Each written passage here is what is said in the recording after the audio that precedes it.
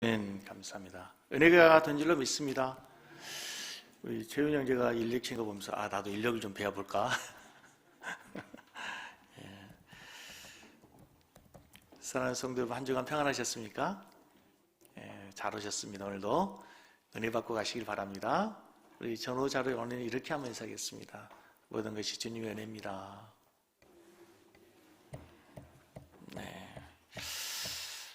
역대 최고의 지금 환자들이 코로나 환자들이 늘어나고 있습니다. 우리 교회도 유치부 교사들이 대부분 다 이렇게 확진자 또는 밀접 접촉자, 가족, 그래서 유치부 예배를 못 드리고 안내위원들도 그렇고 많은 분들이 지금 코로나로 인해서 고생하고 계신데 주님의 위로가 함께하기를 원하고 속히 이 코로나 전염병이 이제 종식되고 우리 일상이 회복되기를 원합니다. 아멘. 네. 데살로니가 전서 강의를 마치고 오늘부터는 우리가 데살로니가 후서 강의를 하도록 하겠습니다. 데살로니가 후서라고 하는 이름이 지어지게 된 것은 첫 번째 쓴 편지니까 전서고 두 번째 쓰여진 편지여서 이제 후서입니다. 사도 바울은 1, 2, 3차에 걸쳐서 이제 전도 여행을 했어요.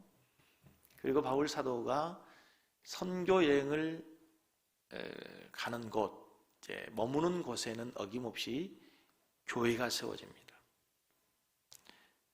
바울 사도의 사역의 결과 세워진 그 교회를 바울은 사랑하고 염려하는 마음에 그 교회에 필요한 것들을 가르치고 또 궁금해서 물어오는 것들에 대해서 질문에 답하는 편지를 쓰게 되는데 그 편지들이 모여서 신약 성경이 됩니다. 그러니까 사복음서를 제외한 모든 서신서들은 대부분 신약 성경들은 다 교회에 쓰여진 편지입니다. 또 디모데 전후서 또 디도서는 교회를 목회하는 목회자인 디모데와 디도에게 주어진 편지인데 그 편지도 역시 목회를 위한, 교회를 위한 편지로 볼 수 있다면 대부분의 신약 성경은 교회를 위해서 쓰여진 편지다 하는 것입니다. 근데 사도 바울 선생님이 이제 세운 많은 교회들이 있습니다. 그런데 그 교회 가운데서 특별히 이 데살로니가 교회는 참 좋은 교회입니다. 짧은 기간, 대단히 짧게 머무는 그 지역 교회였음에도 불구하고 데살로니가 전서를 보면 책망보다는 기뻐하고 감사한다 이런 내용들이 참 많고 칭찬의 내용들이 참 많습니다. 오늘 본문 말씀에 보면은 바울 사도가 데살로니가 교회를 바라보면서 이 기쁨으로 가득 차 있는 것을 우리가 볼 수 있는데 한번 4절을 한번 같이 읽겠습니다. 4절 말씀을 같이 한번 읽습니다. 시작. 그러므로 너희가 너희 인내와 믿음으로 말미암아 하나님의 여러 교회에서 우리가 친히 너희 데살로니가 교회를 자랑한다. 데살로니가 교회를 향해서 내가 너희들을 여러 교회들에게 자랑하고 싶다. 그런데 사실 데살로니가 교회는 바울 사도의 그 사역 가운데에서 돌이켜보면 참 마음이 아리고 시린 아픔이 있습니다. 왜냐하면 마치 젖먹이 어린 나이를 젖도 떨어지지 않는 어린 나이를 두고 이별해야 되는 어미의 마음이 아픈 것처럼 이제 겨우 3주 동안 머물면서 복음을 전한 교회니까 얼마나 연약합니까? 3주 동안 목회하고 떠나온 교회이기 때문에 미안한 마음이 있습니다. 죄송한 마음이 있는 거죠. 그런데 들려오는 소식은 대단히 기쁜 소식이에요. 아가야 전 지역에 믿음의 소문이 퍼지고 또 오늘 본문 말씀에 보면 너희들을 자랑하고 싶을 정도 너희들이 신앙생활을 잘한다는 거예요. 나는 너희들을 교회를 생각하면 염려하고 불안하고 이게 아니고 너희들 생각하면 기쁘고 감사하고 자랑하고 싶다. 자랑하고 싶다.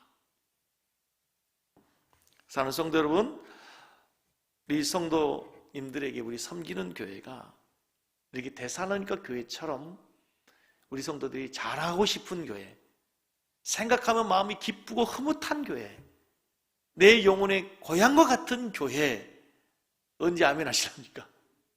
이 교회를 생각하면 막 행복한 교회가 되기를 원합니다. 오늘 사절 보면은 자랑하고 싶은 교회라는 거예요. 친히 자랑한다. 2022년도 우리 교회 표어가 앞에 있습니다. 한번 읽어보겠습니다. 하나님이 인정하고 성도들이 자랑하고 세상이 칭찬하는 거예요. 그런 의미에서 우리 섬기는 교회 롤 모델과 같은 교회가 데살로니가 교회인 거예요. 하나님이 인정하고 성도들이 자랑하고 세상이 칭찬하는 교회. 우리 섬기는 교회 성도님들의 자랑거리는 뭡니까? 저는 세상적인 자랑거리도 많아졌으면 좋겠어요. 자녀들 자랑거리도 많아지고, 직장에 대해서, 사업에 대해서 자랑거리도 많아지고, 자랑거리가 많아지는 우리 성도들의 축복된 삶이 되었으면 좋겠어요. 왜 그런 말 아시죠? 여자들이 연령대별로 이렇게 자랑하는 것들이 다르답니다. 10대에는요, 공부 잘하는 여자 최고입니다. 그렇죠? 학교 다닐 때는 공부 잘하는 게 최고죠. 근데 이제 졸업하면은요, 중학교, 고등학교 졸업하면 20대에는 외모가 최고예요. 그래서 이쁜 여자 못 얘기입니다. 30대면 이쁜 뭐합니까? 결혼을 잘해야지. 그래서 신랑 자랑하는 여자 못 얘긴다. 40대, 50대는 뭐예요? 신랑 필요 없어요. 뭐가 자랑해야 돼요? 자식 자랑하는 여자 못 얘기입니다. 60대 되고 했으면 뭐예요, 이제? 뭐 손주 자랑인가요? 60대, 70대 되면 이제 건강해야 돼, 건강. 뭐 고혈압, 당뇨, 뭐 고지혈, 막 건강에 이상 신호들이 오게 되니까, 예. 저는 우리 섬기는 교회 성도님들이 하나님을 믿어서 정말 좋은 일들이 많아지고 세상에 자랑거리들이 많아지기를 축복해요. 그러나 한 가지, 여러분들이 신앙생활하는 우리 섬기는 교회가 여러분들이 자랑거리 되길 바랍니다. 여러분들이 자랑거리가 되길 바랍니다. 그러면 사도 바울은 오늘 데살로니가 교회를 왜 자랑한다는 거예요? 자랑의 이유가 뭐예요? 자랑 이유가 뭡니까? 그냥 자랑한 게 아니고 오늘 3절 말씀 보면 형제들아 우리가 너희를 위하여 항상 하나님께 감사할지니 이것이 당연함은 너희 믿음이 더욱 자라기 때문이다. 3절을 다시 한번 읽습니다. 형제들아, 같이 읽습니다. 형제들아 우리가 너희를 위하여 항상 하나님께 감사할지니 이것이 당연하면 너희 믿음이 자라고, 그 다음에 보면은 너희들이 사랑이 풍성하고 너희들이 고난을 잘 참고 이런 얘기들이 있지만 오늘은 여기에 포커스를 맞추려고 해요. 바울 사도가 특별히 데살로니가 교회를 가는 곳마다 자랑하는 이유 중에 하나는 그 교회 성도들이 짧은 시간 신앙생활을 했음에도 믿음이 자라는 거예요. 믿음이 자라는 거예요. 여러분, 우리가 교회를 자랑하기 위해서요, 가장 중요한 것은 내 믿음이 성장하면 교회를 자랑하게 되어 있습니다. 억지로 자랑이 되나요? 억지로 자랑이 되는 게 아니에요. 내가 이 교회를 다닌다고 그냥 자랑이 되는 게 아니에요. 내가 이 교회에서 어찌하든지 믿음이 자라면, 믿음이 성장하면 자연스럽게 내가 이 교회를 자랑하게 될 줄로 믿습니다. 여러분, 신앙인들이 가장 커다란 축복이 뭡니까? 믿음이 성장하는 것입니다. 믿음이 성장하는 것보다 큰 축복이 없습니다. 믿음이 성장하는 것보다 큰 은혜가 없습니다. 바울 사도는 오늘 본문에서 데살로니가 교인들의 믿음이 날마다 자라고 있다. 나 이것을 너희들에게 얼마나 감사한지 모른다. 그리고 나는 이것을 내가 가는 곳마다 너희들의 신앙을 자랑하게 된다.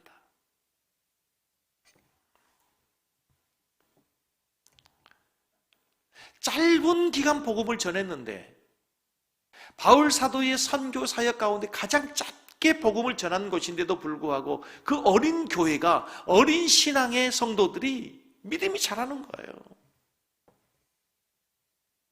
우리 성도들이 입버릇처럼 하는 얘기 중에 하나가 내가 예수님 만날 때, 예수님 믿을 때 정말 은혜로웠습니다. 은혜 많이 받았습니다. 그리고 그것으로 끝이 나면 안 됩니다. 내가 예수 믿을 때 은혜 받았고 지금은 더 은혜 받고 내 믿음이 더 성장합니다. 과거의 신앙이 아니라 현재의 신앙. 어제와 오늘이 다르고 1년 전과 1년 후가 다르고 올해보다 내년이 더욱더 믿음이 성장하고 자라고 변화되는 은혜로운 신앙생활이 되기를 주의 이름으로 축복합니다. 우리 기독교 신앙은 성장하는 것입니다. 교회도 성장하고 우리 가정의 믿음도 성장하고 우리 자녀들의 신앙도 성장하고 우리 성도들의 신앙도 날마다 성장해야 될 줄로 믿습니다. 생명의 증거, 생명이 있다고 하는 증거는 성장하는 것입니다. 성장과 변화예요. 지금 밖에 비가 옵니다. 이 비로 인해서 이제 며칠 지나고 나면 그 메마른 대지에 파란 새싹들이 돋아날 겁니다.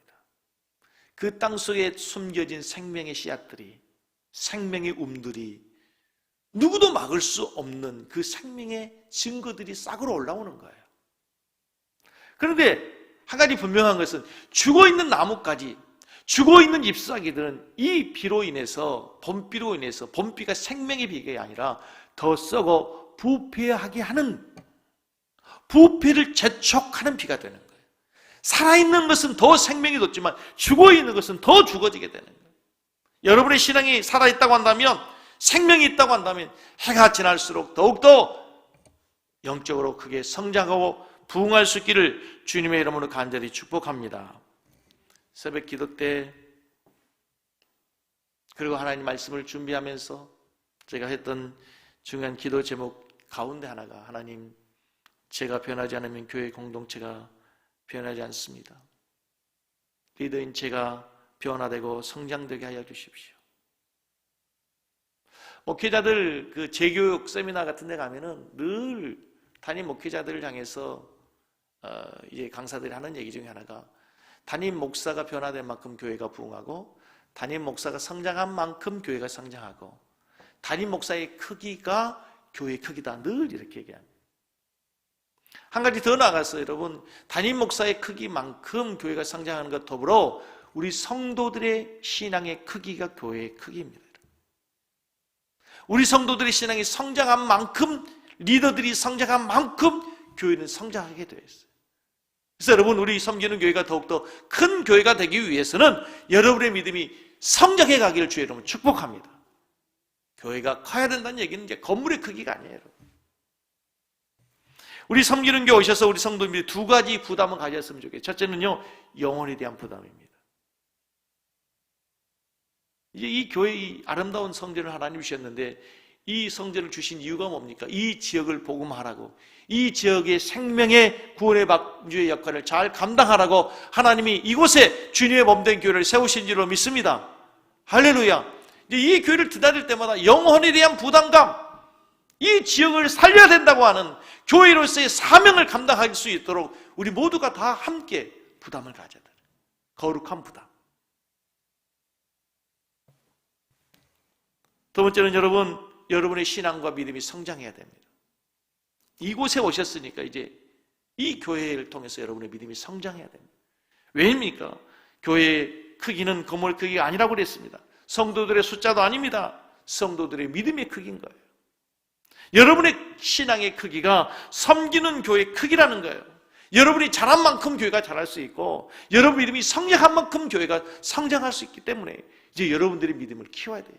우리 장로님들의 믿음이 커야 되고, 안수 집사님, 권사님들의 믿음이 크고, 기도의 영역이 넓어지고, 셀 리더들의 신앙이 성장하고, 우리의 기도가 우리 교회 문지방을 넘지 못하고 우리 교회 성도만을 위해서, 우리만을 위해 기도한 게 아니라 이제 화성을 위해서, 안산을 위해서, 우리 민족을 위해서, 세계 열방을 위해서 기도의 지경이 넓혀져야 되는 거예요. 넓혀져야 돼요. 자, 그러면 우리는 신앙의 성장이 우리에게 너무나 중요한데 어떻게 신앙이 성장합니까? 신앙이 어떻게 성장할 수 있습니까? 신앙의 성장은 여러분 하나님의 말씀을 들음으로 시작합니다. 로마서 10장 17절 말씀을 보겠습니다. 로마서 10장 17절 같이 읽겠습니다. 그러므로 믿음은 들음에서 나며 들음은 그리스도의 말씀으로 말미암습니다. 믿음은 하나님의 말씀을 들음으로, 하나님의 말씀을 들을 때 믿음이 생겨지고 믿음이 성장하게 되어 있어요. 아무리 연속극 많이 봐도, 드라마 많이 봐도, 세상의 소식 많이 들어도 믿음이 성장하지 않습니다. 오히려 믿음이 쇠퇴해집니다. 하나님의 말씀을 들으면 왜 믿음이 성장하는지 제가 설명드릴게요. 저를 보십시오. 하나님의 말씀을 들을 때 우리는 하나님이 누구인가를 압니다. 그렇죠? 하나님이 누구인가를 알면 내가 누구인가를 압니다. 그 사람이 누구인가는 거울 앞에 서서 내가 내 얼굴을 보는 것처럼 하나님의 말씀의 거울 앞에서 나를 보는 거예요. 그럼 놀라운 것은요, 하나님의 말씀 앞에 서면요, 나의 부끄러운 모습이 보입니다. 하나님의 자녀로서의 삶을 살지 못하고 하나님의 백성다운 삶을 살지 못한 내 모습이 보이고, 내가 가야 할 길로 가지 못하고 곁길로 가고 있는 모습이 보여요. 내가 가야 할 길이 보이고 거기에 벗어나는 나의 모습을 보면서 뭘 합니까? 회개합니다. 하나님 용서해 주십시오. 다시 주님 원하시는 믿음의 길을 가게 해 주십시오. 내가 내 자신을 돌이킵니다. 회개합니다. 그때 변화가 일어나면서 성장하게 되는 거예요. 하나님 말씀을 들은 이유가 바로 거기에 있어요. 하나님 말씀을 들으면 하나님이 누구인가를 압니다. 그 말씀 앞에 내가 누구인가를 알고 나의 허물과 죄악이 보여지고 내가 가야 될 변화의 길을 가게 되는 거예요. 그래서 내가 변화되는 거예요. 내가 성장하게 되는 거예요. 사랑하는 성도 여러분, 이제 여러분의 삶의 많은 시간들을 더욱더 하나님의 말씀을 듣는데 소비할 수 있기를 주의 이름으로 축복합니다. 시간을 낭비하거나 소비하지 마시고 하나님의 말씀을 읽고 듣고 묵상하고 공부하고, 이런데 하나님의 말씀을 여러분들이 시간을 투자하면 우리 신앙은 자연적으로 성장하게 되어 있어요. 여자분들이 이해할 수 없는 행동 가운데 하나가 2시간, 3시간 이렇게 친구하고 통화하고 나면서 전화 끊으라고 하면 이제 뭐라고요? 자세한 얘기를 우리 만나서 얘기해. 2시간, 3시간 무슨 얘기를 이렇게 했는지 하고 나서 이제 자세한 얘기는 만나서 하지. 근데 그 자세한 얘기가 무슨 얘기가 있겠어요? 남북 통일, 세계 평화 있겠어요? 그런 얘기 없어요. 그냥 드라마 얘기하고 맨날 시시콜콜한 얘기죠.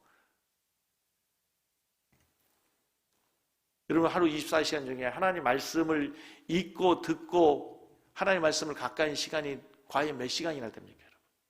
신앙이 성장하기를 원한다면 이제 시간을 투자하셔야 돼요.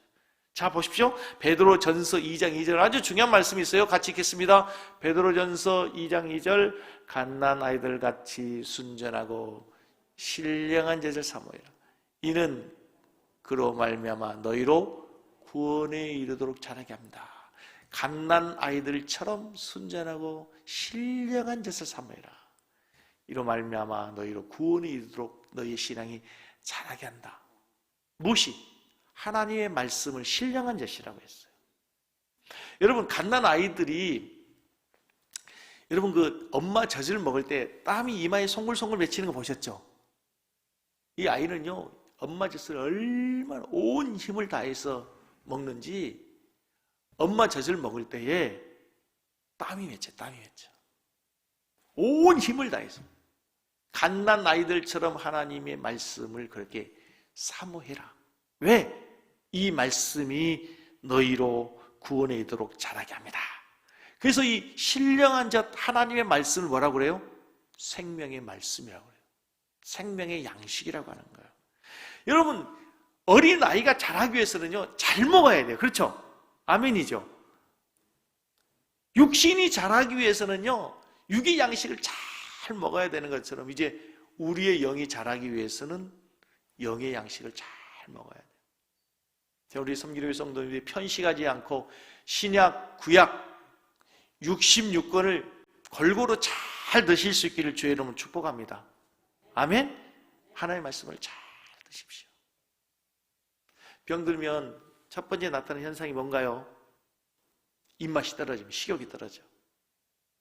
지금 우리 성도님들 가운데 코로나로 인해서 고생하는 분들이 많은데 입맛이 없어서 밥맛이 없는 거죠. 네. 식욕이 떨어져요. 영적으로 병들면 그래요. 첫째, 하나님 말씀이 들리지 않습니다. 사랑하는 성도 여러분, 김종수 목사의 설교가 들리기를 바랍니다. 들려야 됩니다. 이 교회에 오셔가지고 처음 신앙생활 하시는 분들을 보면요, 신앙생활 잘하겠다 안 하겠다 대강 알 수 있습니다. 말씀을 잘 듣고 고개를 끄덕이든지 아멘 하든지 좋은 징조입니다. 근데 어떤 분은 눈을 감고 있어요. 눈을 감고 계세요. 그거요, 좋은 징조 아닙니다. 눈을 똑바로 뜨셔야 됩니다. 하나님 말씀을 이렇게 눈을 감고 묵상한 것 같지만 아니요, 잡생각 되는 거죠. 하나님 말씀을 들어야죠. 들어야 돼요. 참 저는 오래전에 옛날에 금강산 관광 있을 때 북한을 가서 깜짝 놀란 게요, 같은 민족이잖아요. 근데 딱 보면요, 북한 사람, 남한 사람 금방 구별이 돼요. 너무 왜소해요. 너무 왜소해요. 이게 체격이 작은 뿐만 아니라 키도요 정말 작아요. 정말. 워낙 못 먹었으니까. 지금 우리 아이들 보면요, 서양 사람들에 비교해서요 체격이 그렇게 많이 뒤지지 않아요. 왜냐하면 잘 먹으니까. 우리 중고등부 아이들 보면 이렇게 우러러 봐야 되는 애들이 얼마나 많은지 몰라요. 어려서부터 잘 먹으니까요 키가 성장하는 거예요. 그런 것처럼 영적으로도 여러분이 하나님 말씀을 늘 가까이 하면 신구약 보약을 잘 드시고 66권의 하나님 말씀을 골고루 섭취하면 여러분 믿음이 날로 성장하게 될 줄로 믿습니다. 아멘. 신앙이 건강하게 자란 믿음을 우리가 온전한 믿음이라고 하는데, 이 온전한 신앙이 되기 위해서요, 성경에서는 아주 중요한 한 가지 우리를 또 말씀합니다. 에베소서 4장 13절을 보시면 같이 읽겠습니다. 에베소서 4장 13절 띄워주세요. 우리가 다 하나님의 아들을 믿는 것과 아는 일에 하나가 되어 온전한 사람을 이루어 그리스도의 장성한 분량이 충만한 데까지. 다시 한번요. 우리가 다 하나님의 아들을 뭐하는 것과 믿는 것과 그 다음에 아는 일에 하나가 되어서 온전한 사람을 이루고 그리스도의 장성한 분량이 충만한 데까지 이룰 수 있다. 여기 우리의 신앙이 온전한 사람이 되기 위해서, 그리스도의 장성한 분량에 이르도 우리의 신앙이 성장하기 위해서 아주 중요한 두 가지가 있어요. 그것은 뭐예요? 우리가 믿는 것과 아는 것이 하나가 되어야 되는 거예요. 믿는 것과 아는 것이 하나가 되어야 온전한 사람, 균형 잡힌 신앙, 바르게 신앙이 성장하는 사람이 될 수 있다는 거예요, 여러분. 하나님의 말씀을 통해서 우리는 우리의 믿음이 대상이신 하나님이 누구인가를 알아요. 하나님의 말씀을 통해서 예수님이 누구인지를 알고, 내가 어떻게 구원을 받은지 알고, 천사가 누구인지, 마귀가 어떤 존재인지, 구원의 진리를 우리는 하나님의 말씀을 통해 알아요. 바르게 알아야 바르게 믿을 수가 있는 거예요. 바르게 믿어야 바르게 살 수 있는 거예요. 아멘? 자, 보십시오. 그래서 우리가 내가 바르게 알고 바르게 믿고 바르게 사는 거예요. 그래야 온전한 신앙, 균형 잡힌 신앙, 건강한 신앙으로 성장할 수 있다는 사실을 믿으시기를 바랍니다. 할렐루야! 할렐루야! 에베소 4장 16절 말씀을 다시 한번 보겠습니다. 에베소 4장 16절, 그에게서 온 몸의 각 마디를 통하여 도움을 받음으로 연결되고 결합하여 각 지체의 분량대로 역사하여 그 몸을 자라게 하여 사랑 안에서 스스로 세운다. 범사에 그에게 자랄지라 그는 머리니 곧 그리스도다. 우리의 신앙이 성장하는데 어디까지 성장해야 돼요?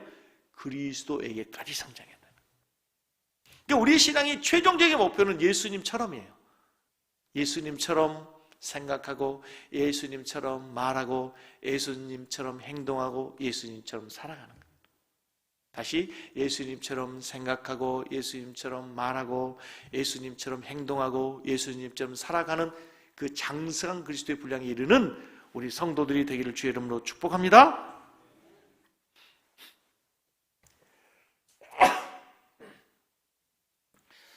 두 번째, 여러분 우리의 신앙이 성장하기 위해서 아주 중요한 게 뭐냐면요, 여러분 너무 식상하다고 생각할지 모르지만 예배 중심의 신앙이 돼야 돼요. 예배를 통해서 신앙이 성장합니다.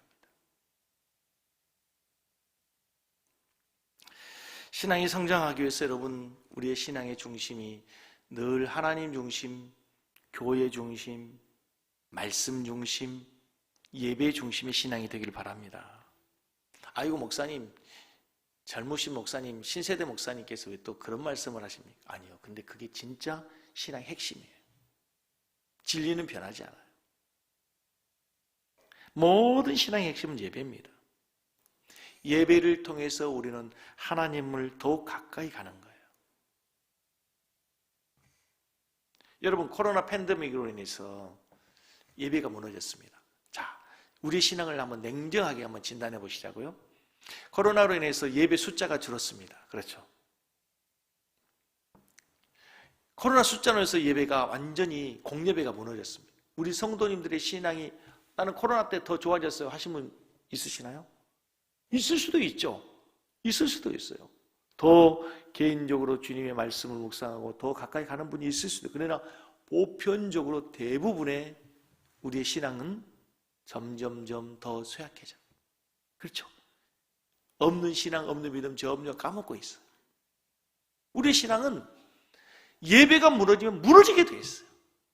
당연한 원리예요, 당연한 원리. 근데 여러분, 예배를 통해서 어떤 일이 일어나는 거냐면요, 하나님을 가까이 하고 예배를 통해서 생명의 빛 되신 예수님 우리 안에 들어오는 거예요. 다시 말하면 생명의 빛인 예수님에게 더 가까이 가는 거예요. 예배는 하나님을 가까이 가는 거예요. 예배는 생명의 빛이신 예수님을 가까이 하면 우리 영혼이 더 살아나는 거예요. 요한복음 8장 12절을 보시면, 여러분 하나님 말씀을 좀 제가 많이 찾는데요, 중요한 말씀이니까 한번 꼭 읽어볼게요. 요한복음 8장 12절 말씀 다시 한번 떼어줘 보세요. 요한복음 8장 12절.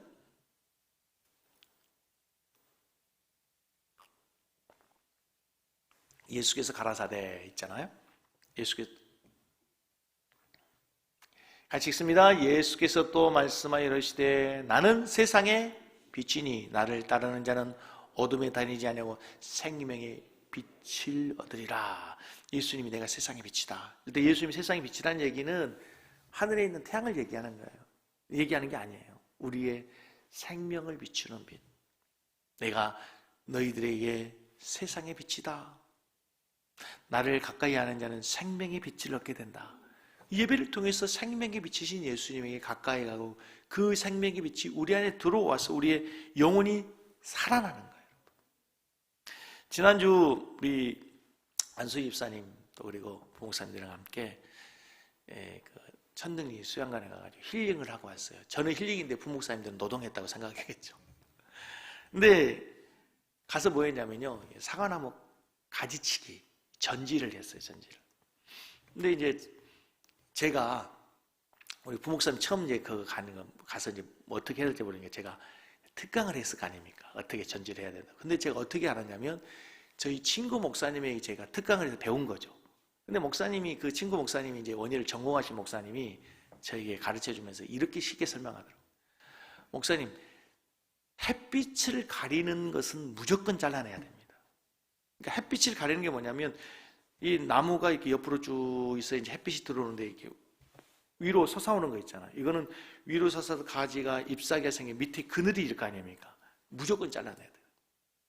햇빛을 가리는 거니까. 밑에 있는 생물, 밑에 있는 과일에 햇빛을 가리니까. 반대로 밑으로 땅으로 이렇게 가지가 숙여진 거 있죠. 그거 무조건 잘라야 되면 위에 있는 좋은 나무 가지들이 햇빛을 가리니까 밑에 있는 이 가지는 햇빛이 들어갈 수 없겠죠.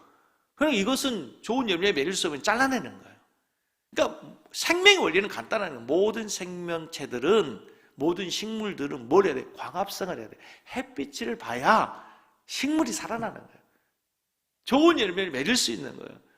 그 원리는 간단한 거예요. 우리 영혼도 마찬가지, 영적인 진리도 마찬가지고 육적인 진리도 마찬가지고 태양, 햇빛을 보지 않으면 다 죽게 돼 있어요.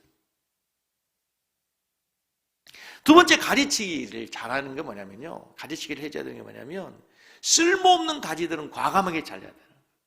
그 햇빛을 막는다 할지, 또 쓸모없는 영양분을 뽑아먹는 이 가지들은 과감하게 잘라요, 과감하게. 같이 가신 안소 집사님 한 분을 제가 이제 특별하게 모시고 간 게 뭐냐면 그런 부분에 대해서 잘 아시는 부분이시더라고요. 그래서 모시고 갔더니요, 톱을 가지고 가시면서 나무를 그냥 다 잘라버리는 거예요. 그 모르는 사람 같았으면 아유 우리 안수 씨는 잘못 데리고 왔네, 잘못 모시고 왔네, 이제 나무 다 망치네 할 텐데, 아니요, 과감하게 잘고 나니까 나무가 진짜 햇빛이 잘 들어가서 살 수 있도록 멋있는 나무 전지가 되는 거예요. 그러니까 전지할 때는 뭐냐면요, 좋은 열매를 맺기 위해서는 쓸모없는 가지는 어떻게 해요? 과감하게 잘라야 돼요. 여러분의 신앙생활의 에너지, 영적 에너지를 소비하게 하는 여러 가지 많은 것들이 있잖아요. 하나님에게 집중하지 못하게 예배에 방해하고 하나님께 가까이 가는데 방해되는 모든 것들이 있죠. 세상의 친구, 취미, 잡다한 것들 과감하게 정리하지 않으면 영적인 좋은 열매를 맺을 수가 없단 말이에요, 여러분. 하나님께 가까이 가는데 방해되는 모든 가지들, 쓸모없는 가지들 여러분 과감하게 가르치기를 잘할 수 있기를 주의 이름으로 축복합니다. 그거 잘라내면요 죽을 것 같죠? 아니요, 더 좋은 가지가 되는 거예요. 더 좋은 열매를 맺게 되는 거예요. 더 좋은 기쁨을 누리게 될 줄은 믿습니다. 아멘? 끝까지 아멘 안 하시고 난 절대 못 버립니다 막 이런 거예요 지금? 버려야 돼요, 버려야 돼. 그거 잘라내야 된다니까.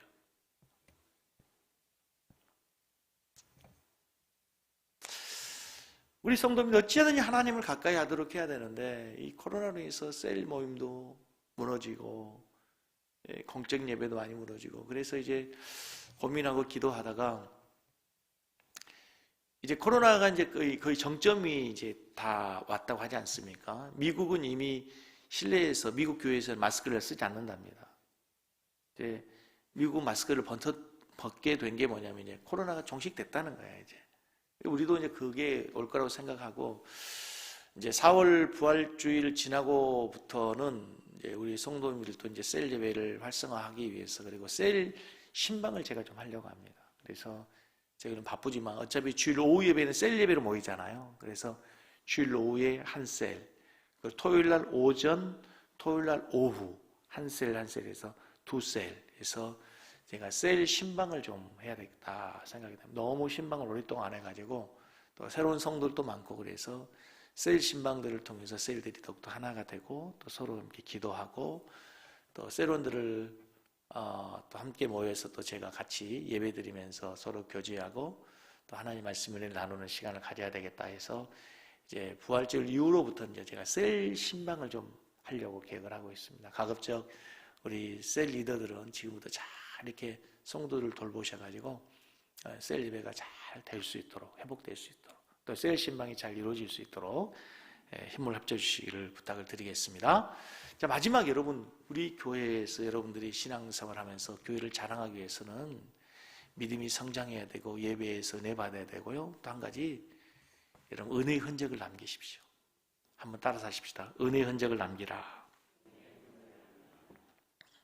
지금까지 우리 성도님들은 신앙생활 해오면서 이제 아무튼 이사를 하시거나 뭐 어릴 때 신앙생활 하면서 뭐 여러 가지 많은 사연들을 통해서 교회들을 옮겨 여기까지 오시게 됐을 거예요.